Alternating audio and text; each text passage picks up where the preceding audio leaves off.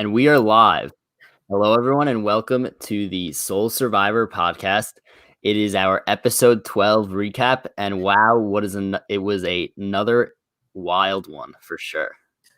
This podcast is coming to you live from the Spy Nest. Oh my goodness. Crazy episode, Dylan.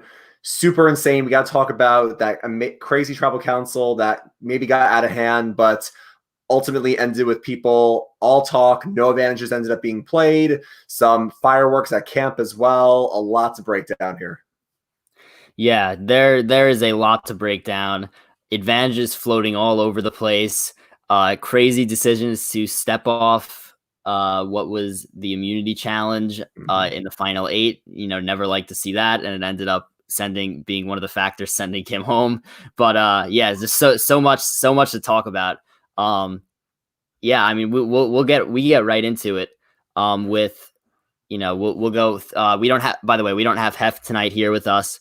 He'll be back on Sunday for our special edition podcast. We have a special guest coming that we'll announce later in the show. And from now, we'll just start it off and go chronological order on the episode and go over each thing, because what an insane episode.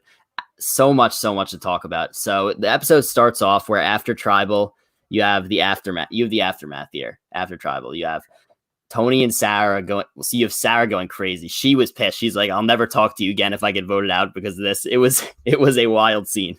You got to thank the editing for that, though. The editing's so good because Sarah's like, you know what? I'm saying to myself, Sarah, don't get mad at him. Don't get mad at him. And then next clip, you just sunk my game. So great use by the editors there. They're doing a great job this season. And yeah, like you said, Sarah, I mean, rightfully so, is pissed. Tony is her ride or die. Cops R Us 2.0. He didn't vote her out, so he didn't break his word there, but he definitely cut off one of her main limbs in this game. And I do give credit to Sarah as a player for her to not go off the handle. I feel like Sarah in her first season, or even a first-time player, this would happen to them and they would go off the rails and say, Tony's got to go now. He lied to me. He's dead to me.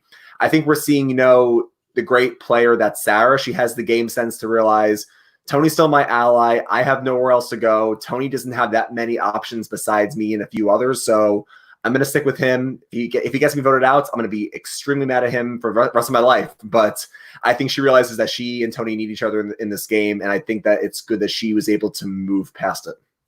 Yeah, and what was even crazier is that this argument, like, it seemed like it was off to the side, but it was also in front of everybody. And then Tony goes into, combat mode where he's like, I have the idol. He tells Sarah, I have the idol. He tells Ben, I have the idol. And sometimes, I don't always love telling people you have the idol, but there are certain situations where it is the right thing to do.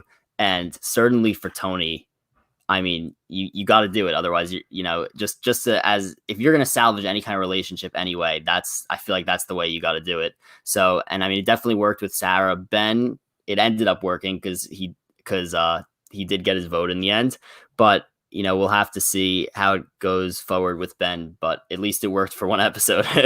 It's honestly a classic debate. It's talked about on Twitter all the time, on RHAP. Rob and Steven talk about it all the time. Like the classic debate of, do you keep an idol to yourself in fear that it could get leaked, or do you share it with one or two people to build that trust? And I've always been under the impression that, it is obviously a case-by-case basis. It's never going to be a one-size-fit-all. But I do think if you do have someone out there, if you do have a ride or die, you have to tell them, just because not only will that build trust, but I think it's going to allow for more eyes and ears on the scene. It's going to allow for them to pick up on more things. If they hear, idol talk, thinking a few moves ahead of who has an idol, maybe he has an idol. I just think that sharing it with somebody can really help with your trust building and with your network. But for the most part, I do think Tony maybe went a little bit too much here, telling multiple people. That could have easily backfired on him. Yeah, and I mean, we'll talk about this later, but now everybody knows Tony has the idol because he said to Sarah during Tribal, "Do you want me to play it for you?" And she was like, "No." But we'll get to that later. And then we get to Tony again, evolving his spy shack to a spy nest. As you said before we went live here on the show, I wish we did see that more, but maybe it didn't end up coming into effect all that much. But it was still hilarious to see. I think we're going to see it again. I mean, there's a chance this was like a one-off haha, Tony's in the spy nest now.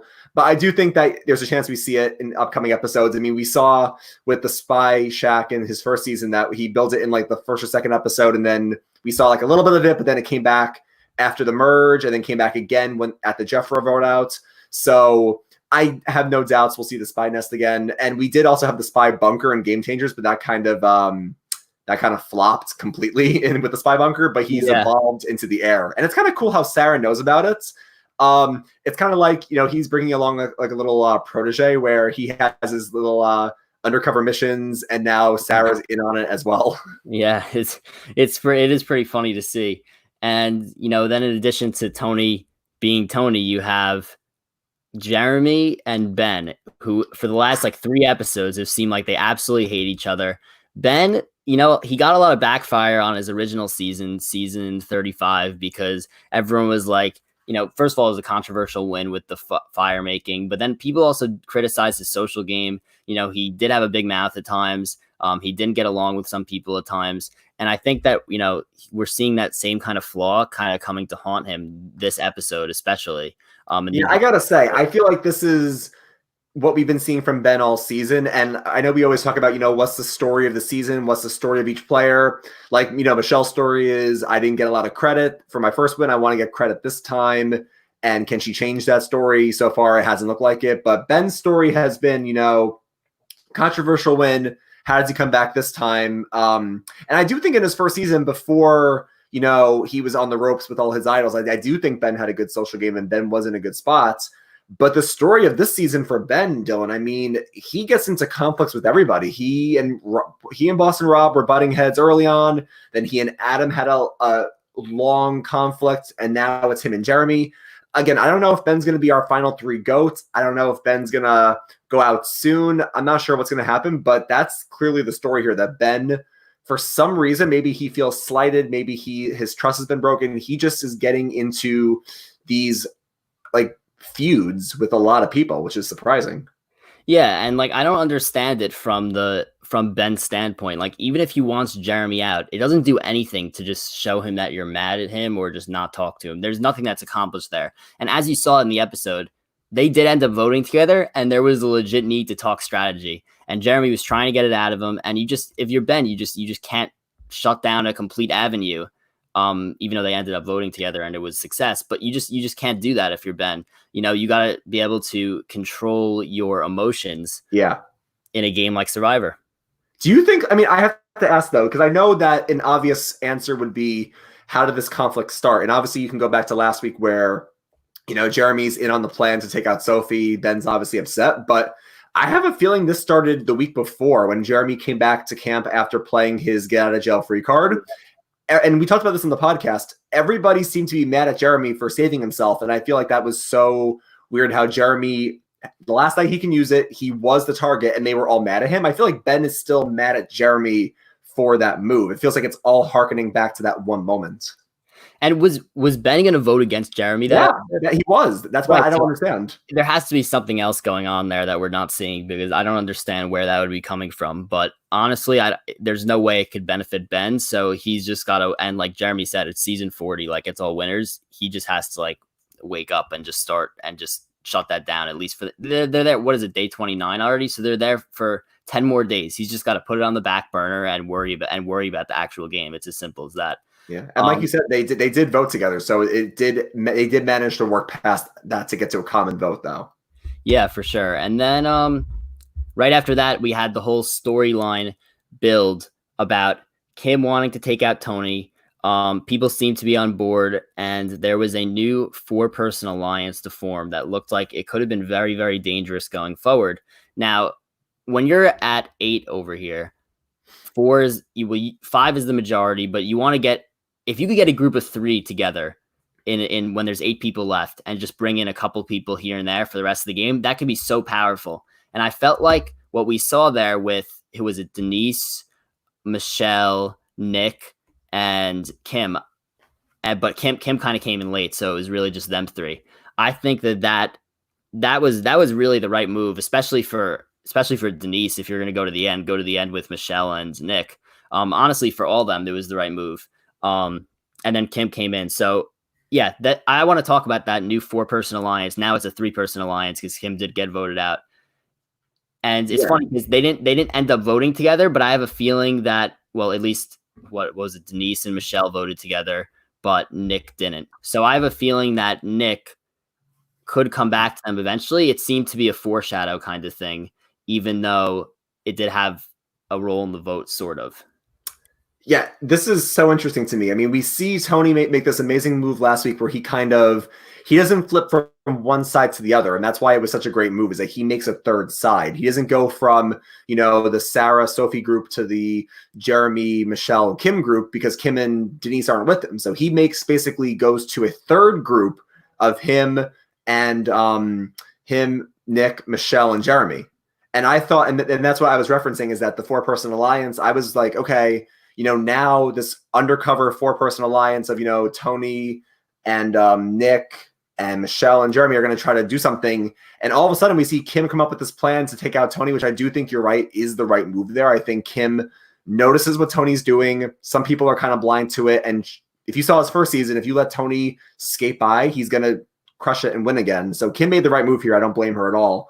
But yeah, I was just surprised that a lot of people were on the board to flip on Tony, considering Tony made that new alliance. But you're right. I do think that the Denise and Kim and Nick and Michelle group could have done some damage, but I think Tony was onto them. Tony knows that like the big threats like him, Sarah, Jeremy, Ben, if they don't stick together, the more quiet threats are going to gang up. So I feel like it was a potential alliance moving forward, but it got shut out clearly. Yeah, it definitely did. And then we head to Edge of Extinction, where we have another physical challenge. I know there was a lot of controversy about the first one with the logs. And I honestly think that this was extremely similar, and it did last a while. There were some good moments in there. And so the whole point of the thing was you needed to get 20, you had to basically run around half the island, get 20 coconuts one by one, bring them back to the shelter. So there's how many people? 11 on the edge right now. Mm-hmm. And now there's Kim, so there's 12. Mm-hmm. 11 people on the edge, top 6 get 2 fire tokens. So the people who came back in order, it was Natalie, which was expected. It was Sophie, which I was very surprised about that she kept pace with Natalie. Good for her. Challenge beast. Yeah. Then there was Yule, Tyson, Parvati, and Wendell. And then Danny was in 7th. So yeah, there was definitely interesting. I believe Parvati is at 8 fire tokens or something like that, 7 or 8, somewhere in that range. And Natalie also doing well with the fire tokens. You would have to think assuming she got half of what Tony paid for the 6 and Parvati got the other half, then I would assume that Natalie as well is stacking up the fire tokens. I don't have an official count. Do you have an official count on that? Yeah, I need to update my spreadsheet after this podcast. But I think in terms of those two, Nat and Parv, I think that if we assume that the price of peanut butter was the same from before Tyson came back, Parv would have had, tokens from the Tony advantage, from the Michelle advantage, and now this. I think we're looking at Parvati having between 6 to 8 tokens. So Parvati's doing really well for herself. Natalie's got to have between like 4 and 6 herself. So both of them are doing really well. And yeah, no, this challenge, I mean, I have a feeling the editors and Jeff probably really enjoyed, and I think it's cool if it was shorter. I feel like they see this challenge play out. They're like, this is such an epic story moment. This is epic for the show. We don't know who's going to come in first, second, third, fourth, sixth. But it was the same thing as the first one. It was 20 logs the first time. Now it's 20 coconuts. And I feel like when there's so many moving parts at camp, we need more time at camp. Like if Survivor wants to have, and I know it's all programming, if they want to have like an hour and a half or 2-hour episodes, then I'm fine having long edge segments. I just need to have more time at camp to understand the strategy and the social maneuvering. But no, I think, again, it was something where I was interested for the first part, and then it just took too long. Boss and Rob, honestly, got pretty injured there. I mean, I didn't expect Rob to get medevaced or pull the flag, but Rob got pretty banged up there. Yeah, it definitely looked like he screwed up his elbow a little bit as he had blood rushing down. It looked like his arm was just like limp. He couldn't really move it. But I definitely, so I was actually kind of okay with it running long just because when there's no reward challenge, That's true. I still feel like we got plenty of time with strategy. So I feel like I had a good grasp of everything that was going on at camp today. Whereas I don't really remember what the Ethan episode was, but they may have had a reward also that day, which made it kind of crazy. But yeah, this I still felt like we got proper time at camp. It was pretty cool to see Rob finish there, even though he was injured. Like it, obviously Rob's a legend, a top 3 player undoubtedly ever to play the game. And if that's the last like real challenge we see him do, I mean, I know we're going to see him do the challenge to get back in later on in the game, but if that's one of the last challenges we ever see him do in the game of Survivor, I think it's, it was cool to see him finish that for sure. Yeah, no, I agree. And I think that Rob, that's just not in his, like Amber said, it's not in his character to give up. I think he wants to prove something to his fans, to his wife, his 4 girls. I give him total praise for keeping to do it. And I think also seeing Sandra leave Edge of Extinction made him also be like, I can't give up on anything. So I'm really happy that Rob stuck it out. Yeah, and now I want to get right back into the game.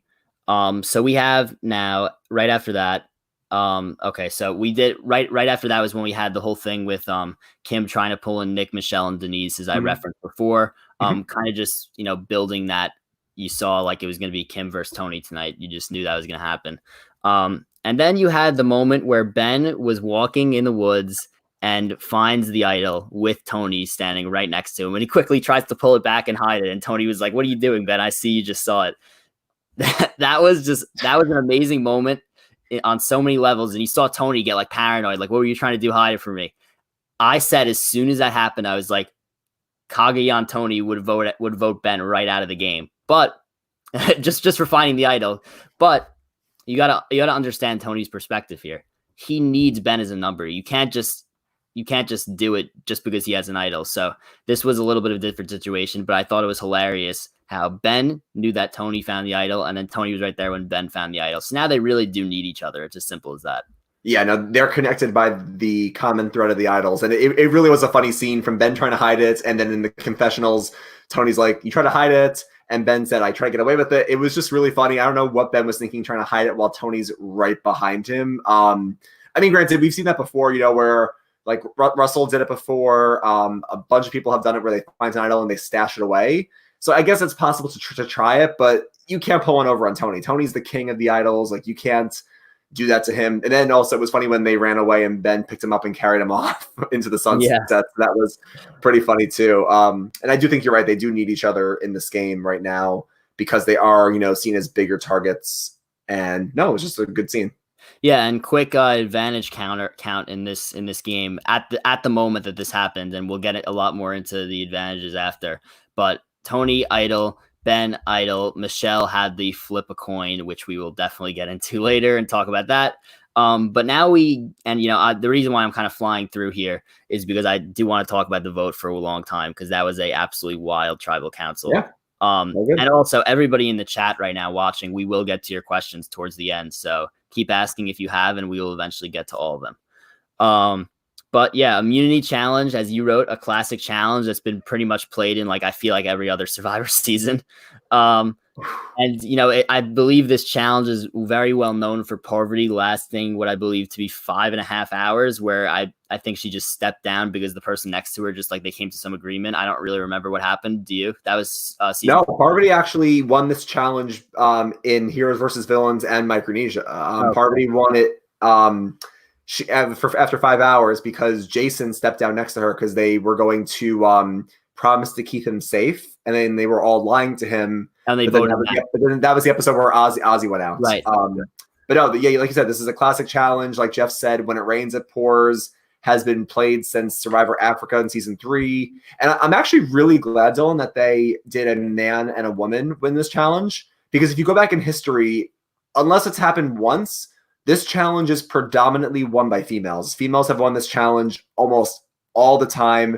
It's not even close. So I'm kind of glad that we got to see a really cool battle, we thought we were going to have a cool battle, but of both sides, both genders trying to fight it out. Because I said going into there, the boys have no shot. Either Denise or Michelle or Kim is winning this hands down. No one else has a shot. So that was really cool to see the two immunity necklaces. So I do want to talk about a few things here. So first of all, they made it a little bit harder this time because they had So they always, the last few seasons that they've done this, they've had somebody standing on they have a little perch that they stand on. But a lot of times, and if people are watching on video, they'll see what I'm doing here. But a lot of times you kind of brace their arm with the other arm, and they didn't allow them to do that this time, which made it go a lot faster, and it was not a 5-6 hour challenge this time. And then they also made it how one man and one woman take it.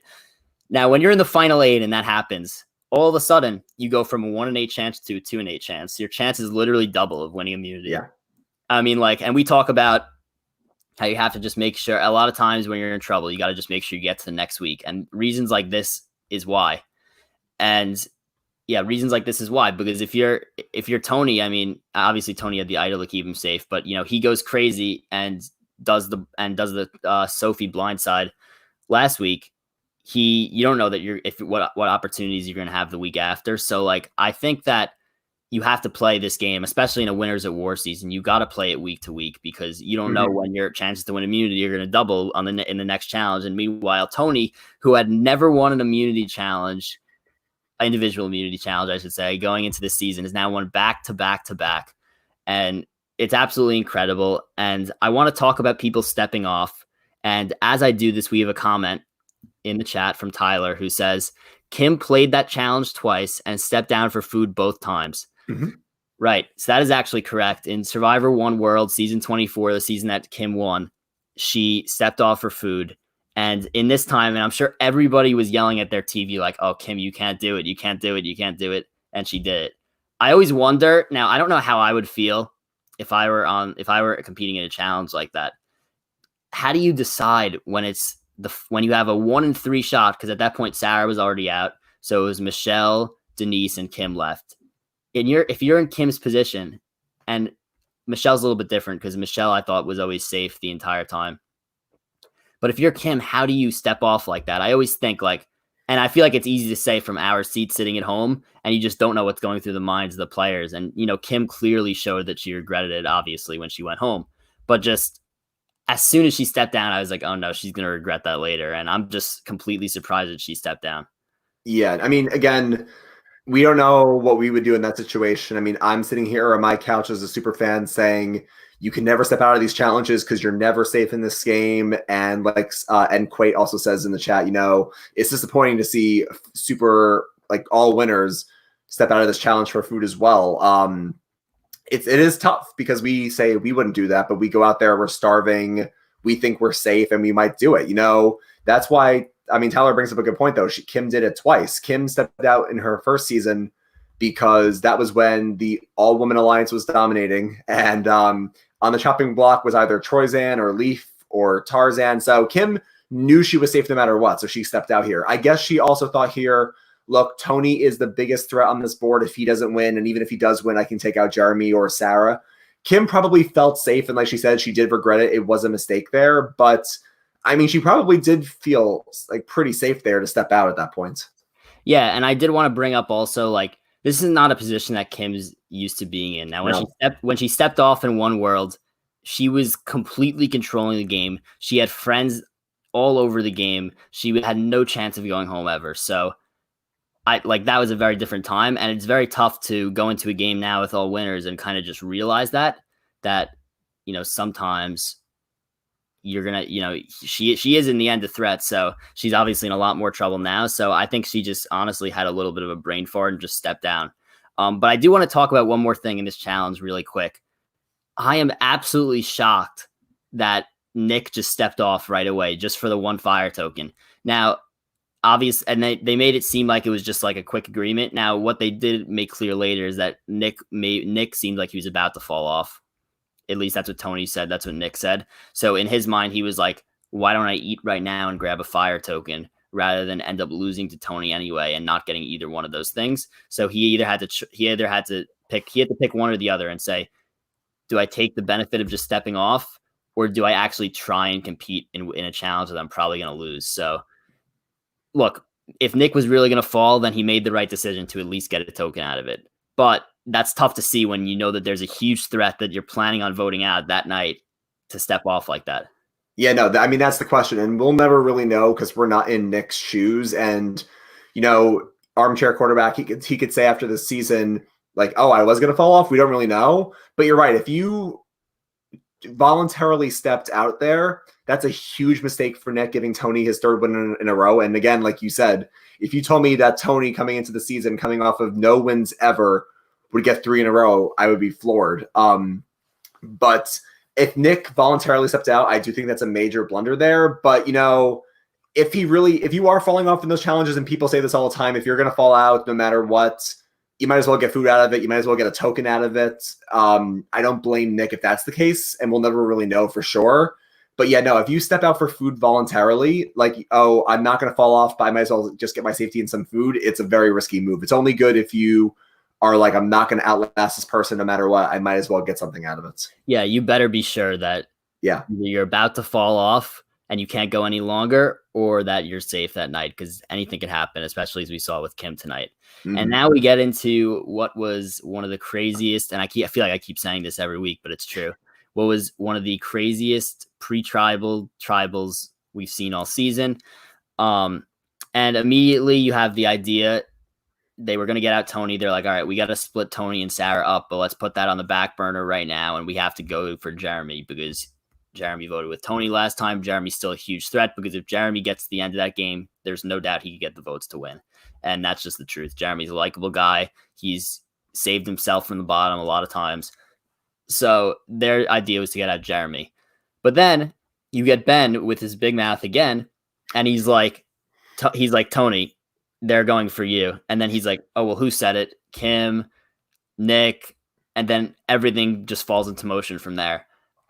I get that Ben is trying to play both sides, but you got to be careful about, if you're Ben, you got to be careful about who you're telling things to. You can't tell something like that to Tony, because you know that shit's going to hit the fan as soon as that happens. Yeah, no, people are going to keep saying the biggest mistakes of this episode were Kim stepping out and Nick stepping out, and that's all fine and good. But I think the bigger blunders this episode were back at camp with Ben and Nick. I don't know how Ben makes that mistake to tell Tony that Kim was leading the charge to go after him. That puts the whole thing in motion for Kim to get voted out here. I honestly think that if Ben doesn't do that, there's a very likely chance that Jeremy might go out that night. And granted, there's still a chance Michelle gives him the coin, still a chance he flips heads and he's safe, but there's a much greater chance there of Jeremy going out if Ben doesn't spill the beans to Tony, who then goes to Nick and says to Nick, hey, Nick, are they voting for me? Are they voting for me? And then Nick completely, and again, I'm not a player. I can't speak truthfully to this, but I feel like I would have to be better at lying than they are. And you're a winner too. Nick was so flustered. He had no idea. When Tony comes to you and says, are they voting for me? And then Nick is like, oh, no, you're not in danger. Okay, well, I just heard that you were on the bench with Kim.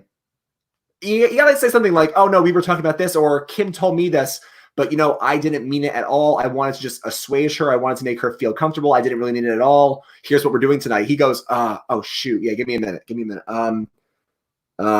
When somebody doesn't give you a clear answer and also can't look you in the eyes, like, it's a dead giveaway that they are not with you. And I cannot believe how flustered Nick and Ben got in that scenario. That's crazy.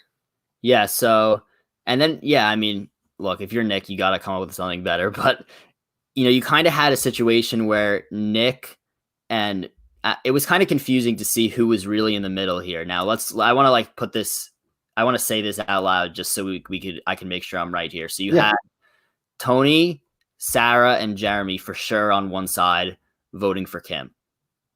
Then you had on the other side, Kim, Denise voting for Jeremy. Voting for Jeremy, right. Now you have the middle, which is kind of very blurry, where you have Michelle, Nick, and Ben. Am I leaving anyone out? No, I think you have all 8 of them. Right. And so Michelle made her intention clear that she was going to stay with Kim and Denise because they wanted to work with her. So we've seen Michelle do this a lot this season, where she kind of plays both sides, but she votes one way, even if she doesn't completely believe in it, just to make sure that she keeps trust. So we got a pretty good idea Michelle was going to vote that way. So that's 3 and 3. And then you kind of have Ben and Nick in the middle. It seemed like Ben was wishy-washy. Nick, you kind of got the sense he was going to go with Kim. He'd go to align with Kim, vote out Jeremy. He did not end up doing that. Mm-hmm. And, again, we'll talk about that later, but that was the sides going into the vote.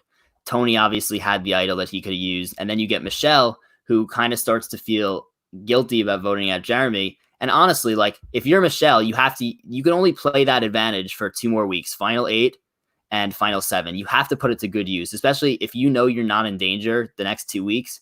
You need to you paid 4 fire tokens for that. You better find the best way to possibly use that. And she really could have, if the majority vote was going to end up going on Jeremy, she could have flipped the entire game right there. So you're saving Jeremy, getting out Kim. I know she was still voting for Jeremy, but she's the one who gave him the advantage. Let's just talk about that whole decision to give Jeremy the advantage. What do you think about it? I mean, it's something she did pay 4 fire tokens for, but at the same time, you would have to think she's going to try to get the best use of it possible. And then, as you move, and then, we'll move on to tribal and talk about everything that happened. But just, the initial idea to give Jeremy that advantage. Yeah, no, I think that Michelle actually played it really, really well. The first thing is that, if you want to stick with the numbers and you want to stay safe, you're proving something to those people by writing Jeremy's name down. We see it with, Sierra voting for her mom in Blood versus Water. That kind of indebts her to Tyson and the others because they see her, okay, she's with us. She voted out her mom.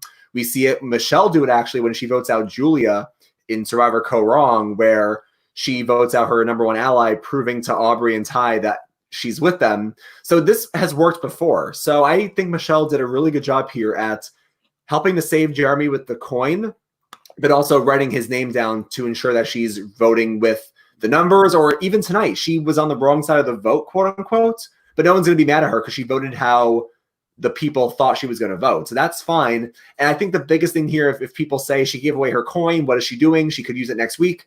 It's only good for 2 more weeks. And I feel like a 50-50 shot at a idol is less worth it than a trustworthy ally in the game. Like Jeremy and Michelle are not going to flip on each other no matter what it seems like. Granted, Kim and Denise did flip on Jeremy and we thought they were all going to be tight, but it looks like with Michelle saying, I've been with him since day 1, I can't completely turn my back on him. I think she values Jeremy more in this game than the 50-50 coin. But also, I think that Jeremy could give the coin back to her. I don't think there's anything in the rules saying if the vote falls on Michelle next week for some reason, Jeremy can't say, okay, I'll give it back to you. It's your coin. So I feel like she did the right thing by voting for him and then giving him the coin to possibly save himself if he wanted to play it, which we'll go into when we get to tribal. But I think that also voting for him was the right move for her. Yeah, and we've kind of seen Michelle as like when you like she has that kind of unique social strategy where she always manages to vote a certain way but not upset anybody else. And I don't like that really is a skill in Survivor, and like she does it completely perfectly. And I know that a lot of the votes haven't worked out for her, at least since the merge, but I really do have to say that she's like the poster girl for that kind of strategy with the social game and the voting. So yeah, but I want to get right into the tribal so we could talk about this coin more.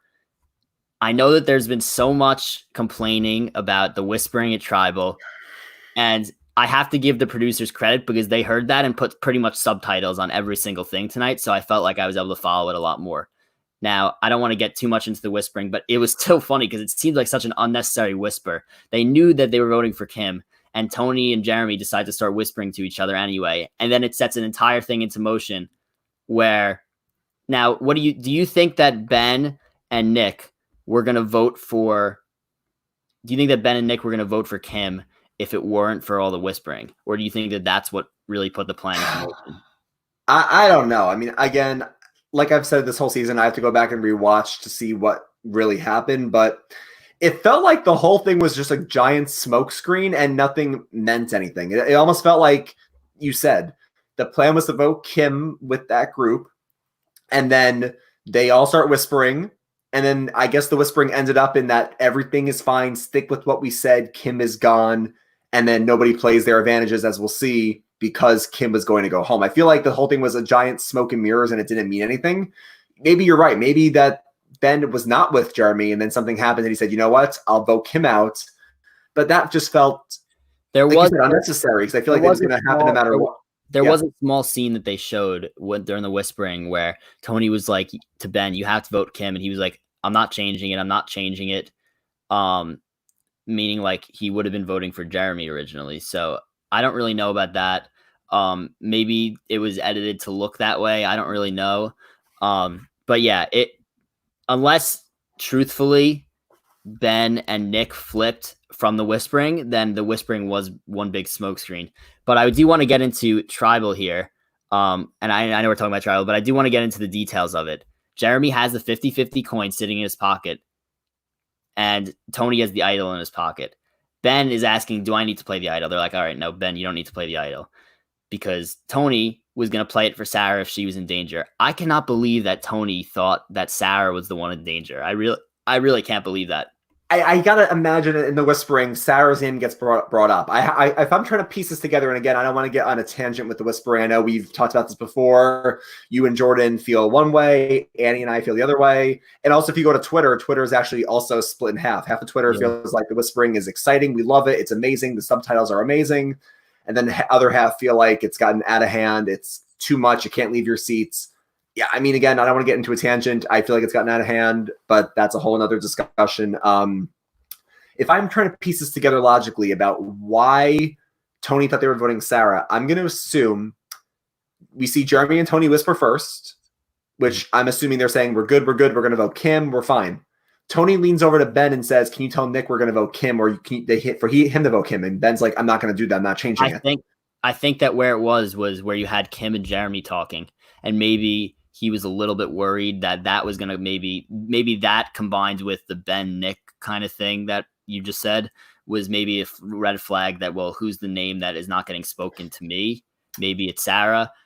I think that's a decent possibility, because I guess if you're Tony and you know that if you're Tony and you know that they were originally coming for you, the next logical choice would be they're going to vote out your right-hand man, right? Yeah. I think that there is a reason to be paranoid, but clearly there was no threat for Sarah.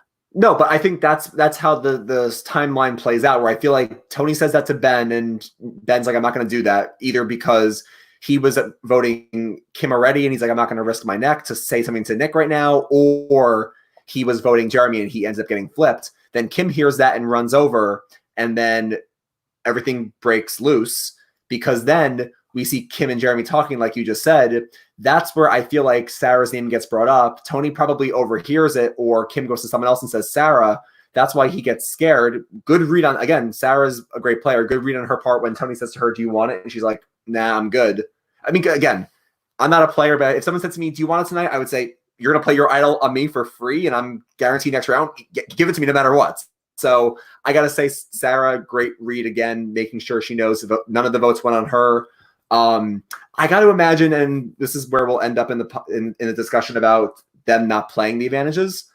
I got to imagine Jeremy's thought process is, look, I know my name's getting thrown around, but I heard Sarah's name, and Kim is the target that I knew coming in.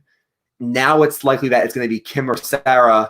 I can hold on to this for one more week. I can guarantee it next week. That's the only thing, unless I'm missing something, the only thing I could think of why he would not play it. If he knew that Kim was the option, and if something went haywire, it would fall on Sarah. That's the only thing I can think of. And Tony probably thought the opposite, where he thinks, okay, I heard Sarah's name, but Kim was the plan I knew of.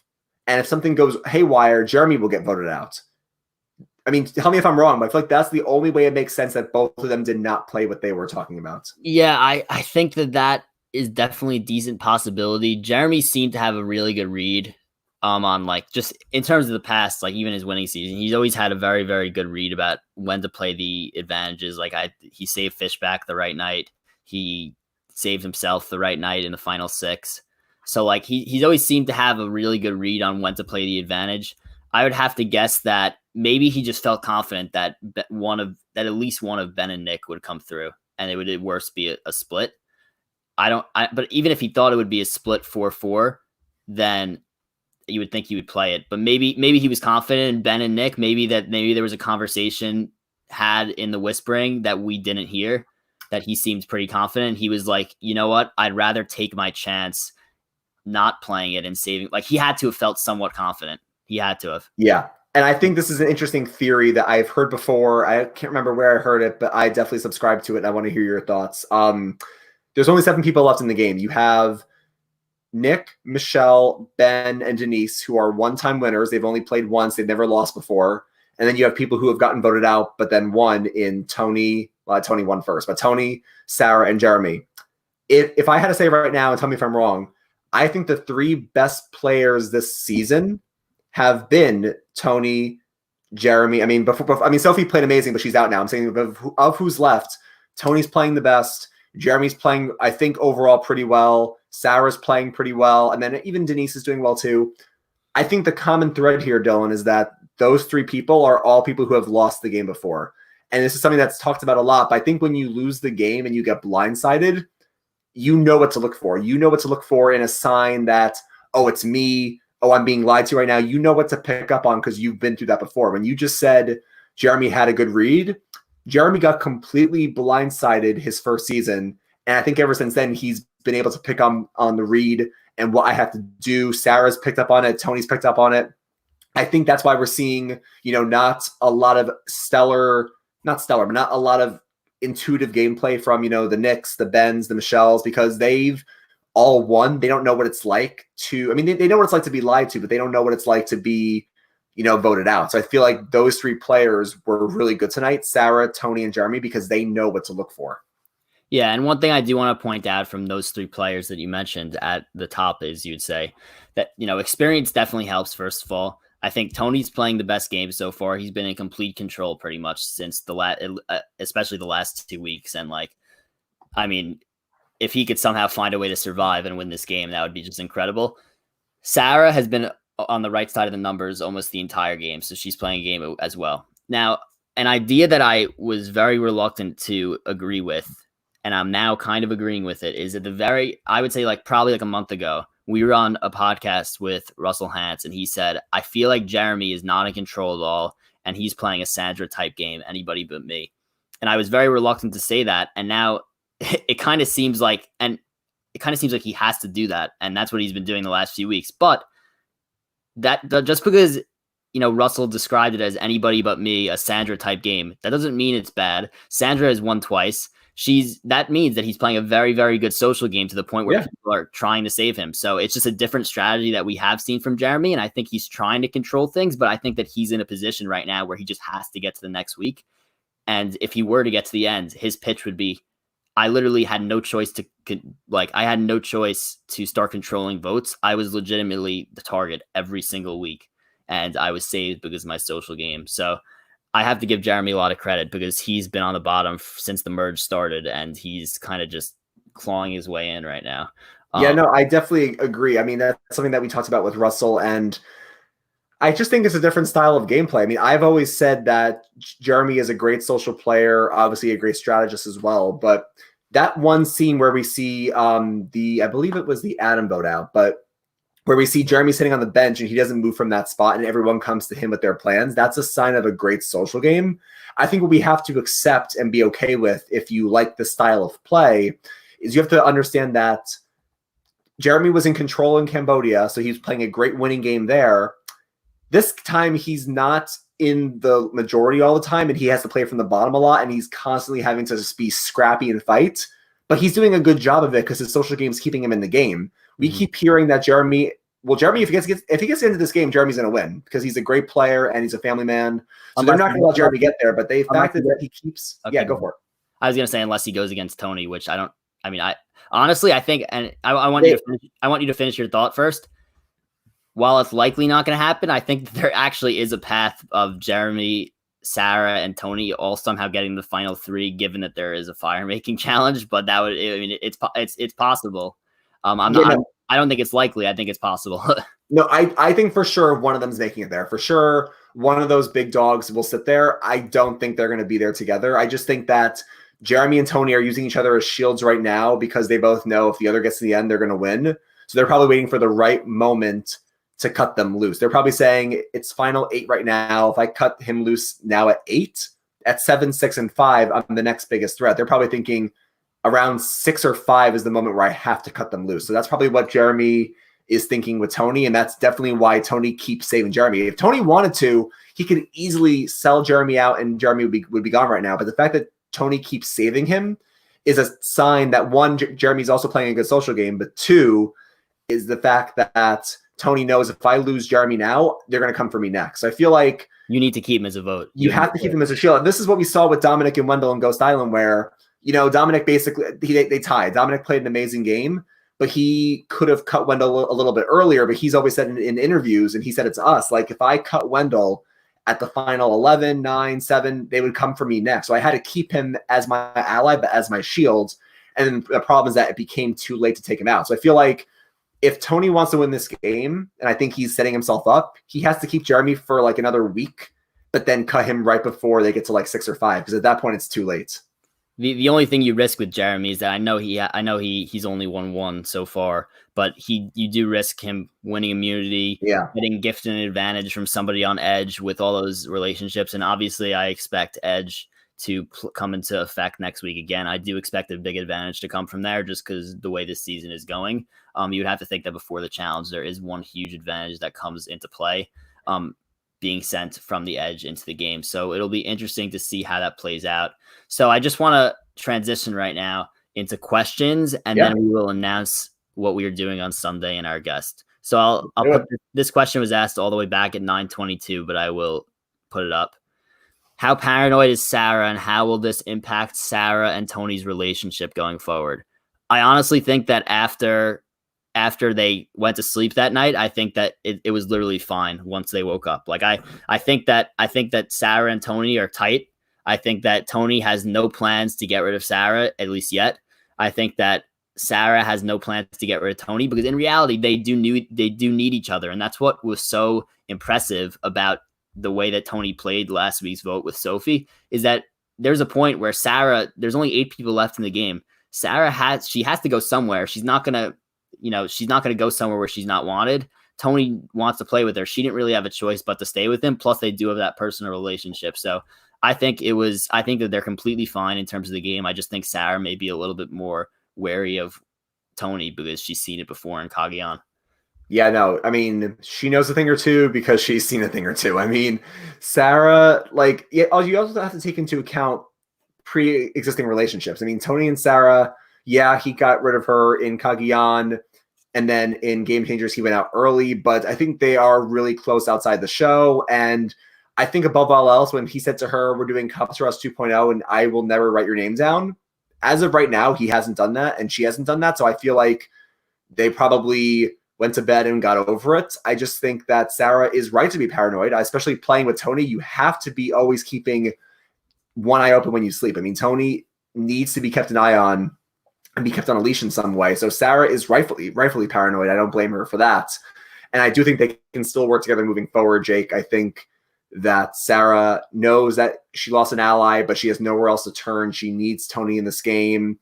And until they're writing each other's names down, I don't see them turning their backs on each other. Yeah, I mean, could you see them going to the end together? Cops R Us going to the end? I think Tony would be open to bringing Sarah. Like, I don't think he would definitely do it. I think that if he has a choice to bring Sarah or Jeremy, Sarah's going. But yeah. I think that he probably would not want to go with her. But I don't think that he loses against her either. So I think it's possible. I don't think it's ideal for him, but I think it is possible. It's funny. I feel like Sarah's like a more loyal player than Tony. So I feel like logic would dictate that Sarah's more likely to take Tony than Tony is to take Sarah.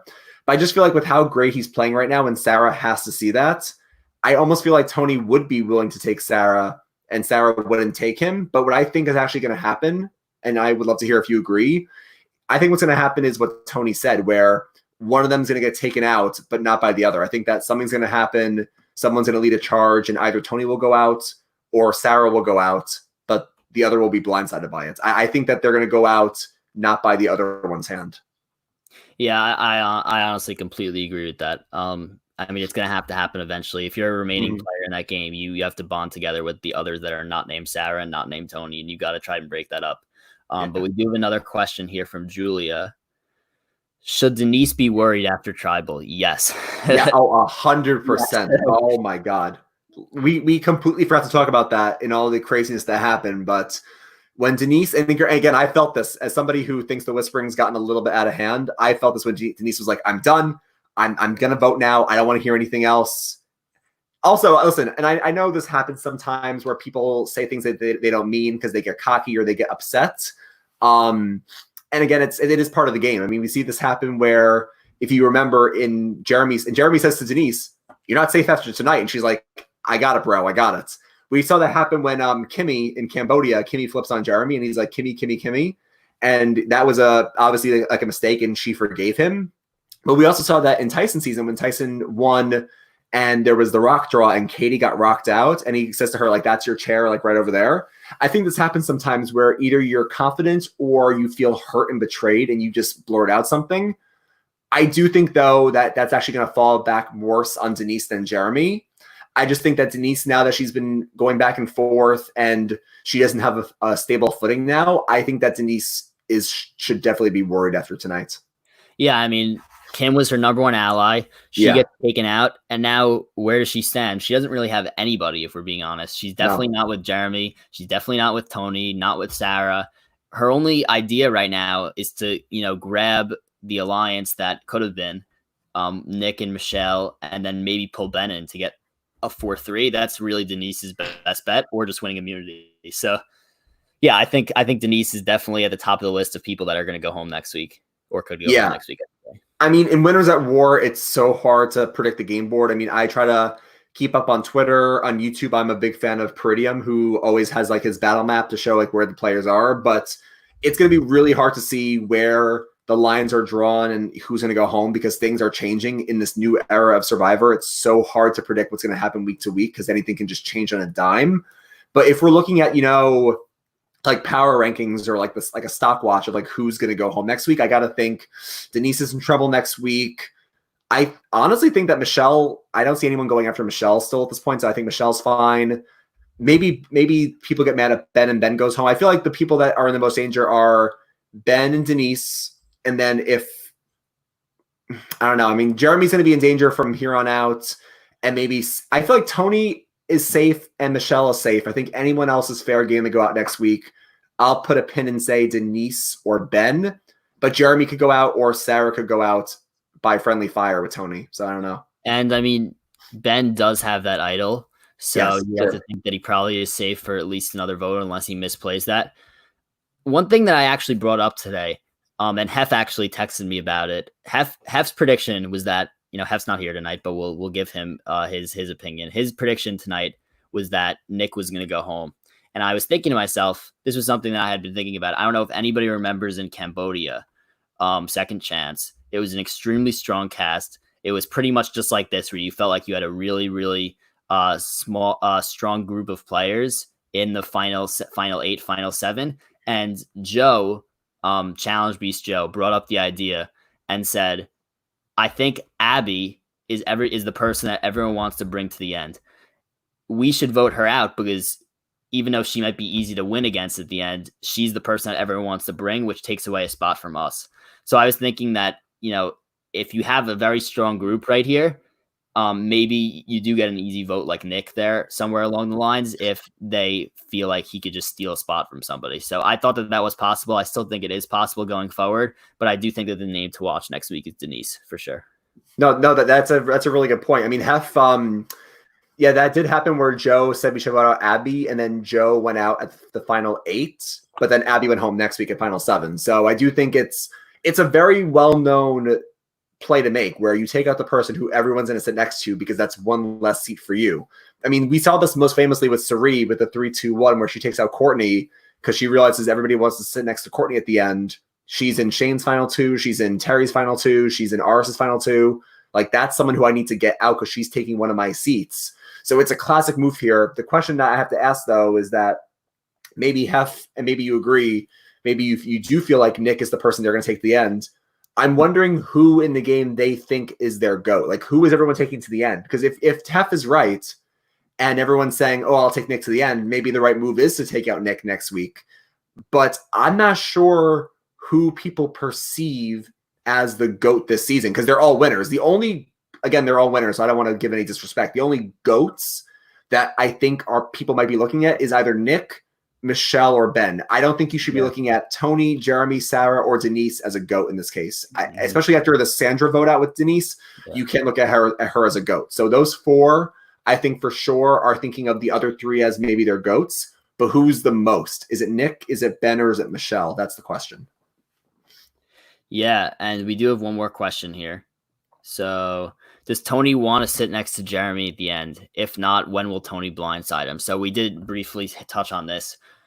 I think that if this happens, then it's because Jeremy won a fire making challenge to get into assuming Tony is in the final 3, okay, in this scenario. And Jeremy's in the final 4. There's no doubt that Tony's going to send Jeremy to fire making. Like, there's no doubt. He's just way too likable. And we don't even know if there is a fire making. We're assuming it. And let's just say that when is he going to blindside him is the next question. What do you think on this, Ryan? I'm gonna go with final 6. I feel like you need to keep a shield to protect you, and if you keep them for too long, they can win out, and then you can't get rid of them. Or if you vote them out too early, you're the next biggest target. And I think Tony keeps trying to figure out, how can I keep Jeremy as my shield but not let him get to the end? So I don't think, John, that Tony wants to sit next to him at all. I think Jeremy is the last person Tony wants at the end with him. I'm going to go on a limb and say right now we're heading into final 7, maybe around final 6. I think final 6, I mean, granted, if Jeremy doesn't win immunity next week, maybe he takes a shot then. But I think at the latest final 6, if Jeremy doesn't have that necklace, you got to take out Jeremy at final 6 at that point. Yeah, I think that he needs to keep Jeremy around for probably one more vote just because you need the numbers, and he is a solid number right now.